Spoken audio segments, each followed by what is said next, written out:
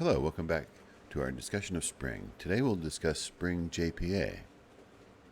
So JPA stands for Java Persistence API. It is a specification, not an implementation. So there are several implementations of JPA. JPA is a generic term. Hibernate is the most famous implementation of JPA. But we're going to be using Spring Data JPA.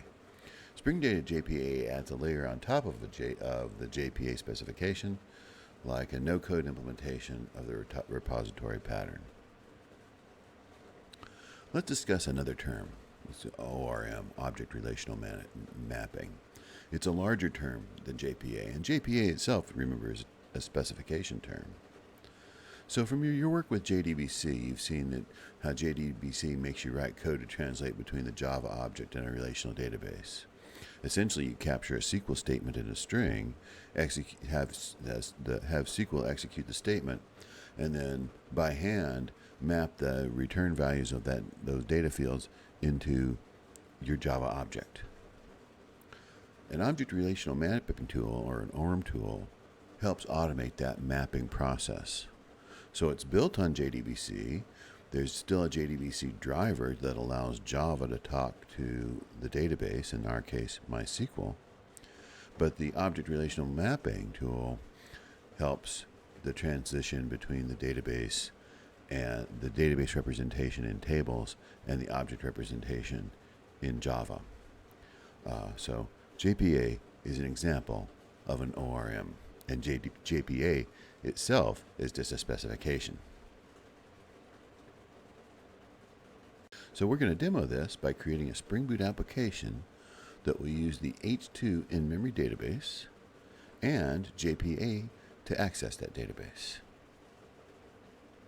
So our first example of a Spring Boot project, we use this Spring Initializer to create the project, and you can do it this time as well.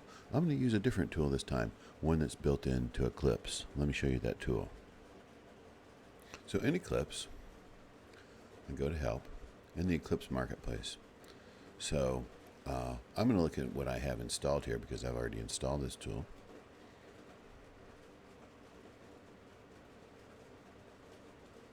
Spring Tools 4, and that's what you need to install. So if you go to search here and search for Spring Tools 4, you'll find it in the Marketplace, and you can download and install it into Eclipse. If you don't want to do that, you can still continue to use the Spring Initializer. As we'll see, the settings are largely the same. It's just the presentation is different. So using my installed Spring Tools now, I can right-click here and do New, as we're starting a Java project. And then Spring Starter Project. If you don't see it right away, since I've used it before, it's right here. But you type in here the filter text, it'll go down to it. And then Spring Starter Project. And notice the settings are very similar to the settings, in fact identical to the settings that you can do on Spring Initializer website. I'm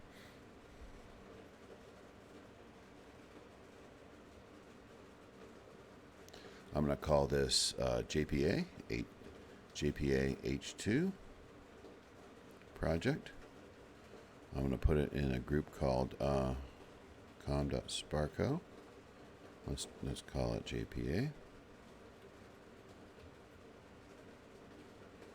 And the package JPA. Okay. Artifact name JPA-H2. I like all of that. Maven, Java 8, jar language. Next. And here we're going to say what our dependencies are going to be. Since I've picked these dependencies before, they're at the top. But if you need to find the H2 database, type in H2. There. And then one more application, type in JPA, Spring Data JPA. Hit that. So now we have the two dependencies. The H2 database is an in-memory database. It's used for testing because it doesn't write to disk. So once the server restarts, the database is restarting as well. Then Spring Data JPA, which will help us connect to that database and work with it, as we'll see. So we have H2 database and Spring Data JPA as our dependencies. You can do the same thing on the website and get your project going.